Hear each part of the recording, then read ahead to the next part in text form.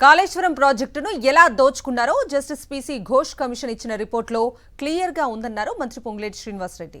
అక్రమంగా పేదల డబ్బు దోచుకున్న బీఆర్ఎస్ నేతలు ఎన్నికల్లో వాటిని పంచేందుకు వస్తారన్నారు.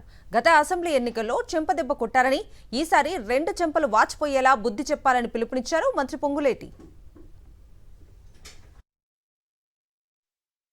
సుమారు 15 నెలలు విచారించిన తర్వాత ఒక retired supreme court judge PC Ghosh గారు ఇచ్చిన తీర్పు సుమారు 665 పేజీలు తీర్పు రాసిచ్చారు.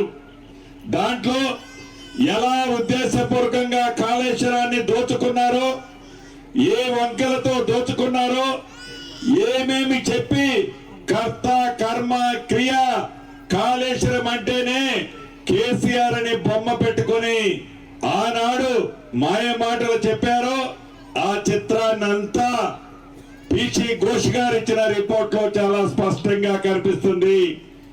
మళ్ళీ అక్రమంగా పేదోడు సొమ్ము దోచుకున్న ఆనాటి పెద్దలు మళ్ళీ ఏ ఎన్నికలు వచ్చినా ఆ డబ్బును ఖర్చు పెట్టడానికి మీ దగ్గరకు వస్తారు.